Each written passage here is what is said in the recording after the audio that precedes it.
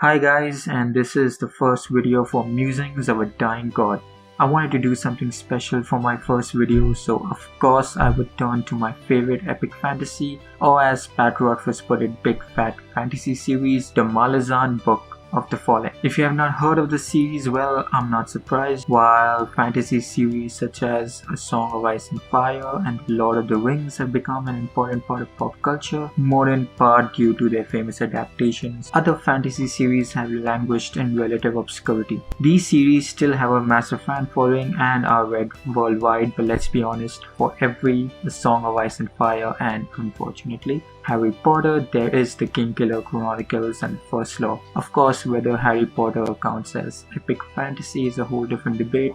It doesn't. Going back to Malazan, I want to make the argument for why it is one of the most important works of fantasy ever written, if not the most important. But before I go on, here's a quick overview of the series. My hope is to make you read the series if you haven't yet, so I will try to avoid any major spoilers, and apologies in advance for any mispronunciations. These are not words you encounter on an everyday basis. The world of Malazan was co-created by authors Steven Erikson and Ian C. Esselmont. Fun fact, it originally served as a backdrop for their table role-playing game in the 80s, so take that, bullies who potentially bullied these guys. The world consists of 10 books. The Malazan Book of the Fallen, which make up the main storyline, all written by Erikson. Then there are the separate but connected series written by Esselmont, the novels of the Malazan Empire, as well as a series of prequel trilogies written by both authors, the Kar Kanas trilogy and the Path to Ascendancy, both of which are ongoing. The world is massive, populated by a host of species. Here's the quick rundown. There's the elder races, which consist of the Jagrut and orc-like species. The Folkworld assail these mythical figures who want to deliver their own brand of justice, which essentially means committing mass genocide. The Kuchen Shumal, intelligent giant lizards, which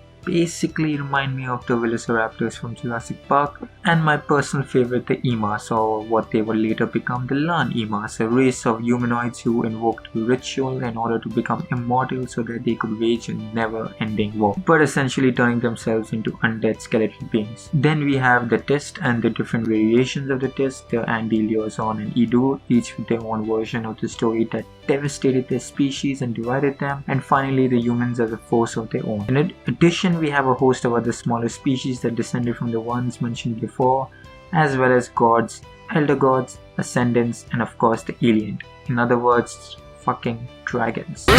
The books consist of a large assortment of unique characters with their own stories that brings the world to life.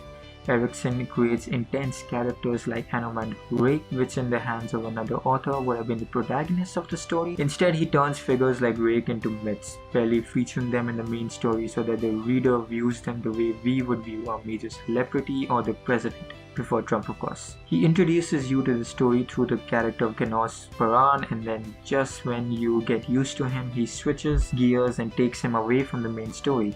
Then in book 5, he has balls to introduce a whole new continent with a whole set of new characters just when you got used to the old ones. Erikson ultimately deconstructs the cliché tropes of the genre, writing a tale that is so wholly original, layered with complex themes and philosophies that you would need an entire university course in order to understand it fully. But going back to why I believe this series is one of the most important, I want to bring up two themes that the books constantly plays with, that of time and suffering. One of the main reasons why I love this series is how it depicts the influence of long passages of time. Many of the ascendants, gods, and elder gods are beings who have lived for eons, experiencing wars, devastation, love, and so much more. But instead of giving them the memories of a god, meaning a perfect one, Erikson gives them the same mental prowess that we possess, essentially leaving the readers to suspect every memory that they bring up. And yet, actions are committed in the name of those memories, and those actions often have devastating consequences. Not only that, but entire mythologies are created around these figures and their stories which the mortals believe and fight over. The Tist are a race that are still fighting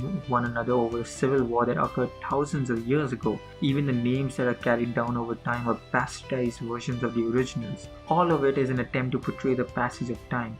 Given Erikson's education in archaeology and anthropology, you know you're in the hands of someone who understands this. Another fantasy series, The Wheel of Time, a series that literally has the word time in the name, does not go to such depths of showing how the passage of time can change things. In the world of Malazan, history is is a twisted, deformed entity that can never be fully realized or known, and yet it is constantly misused by those in power in order to subjugate and oppress vast sections of the population.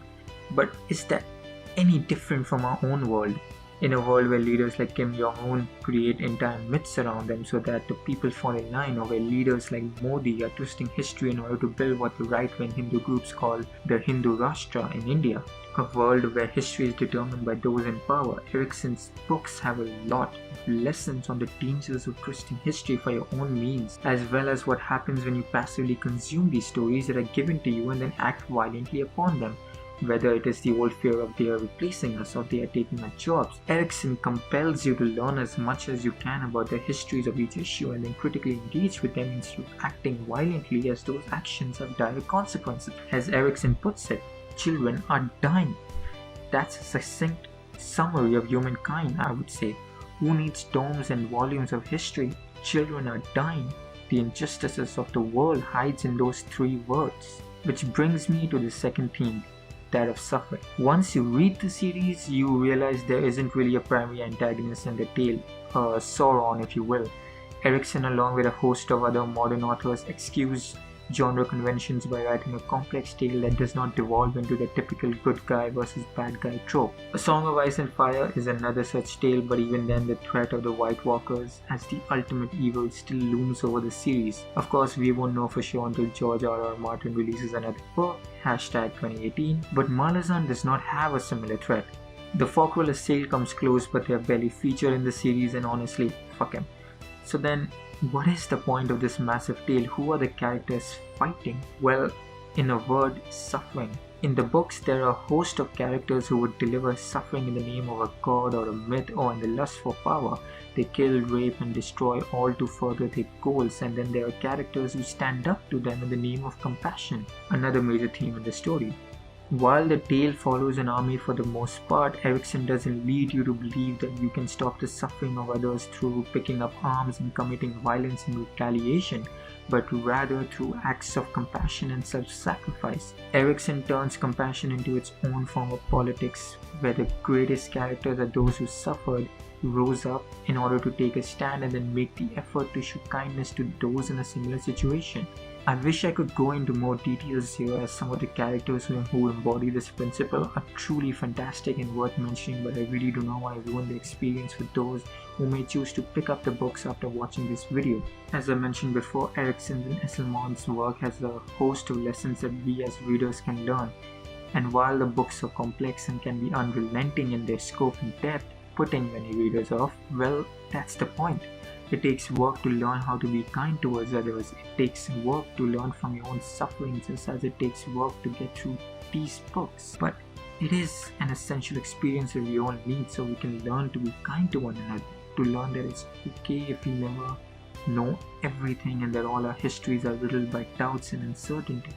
It's okay as long as we face life with the lessons of compassion that we learn along the way. That's it for now. If you like this video, then please do like and subscribe. It will give me the motivation to keep making videos.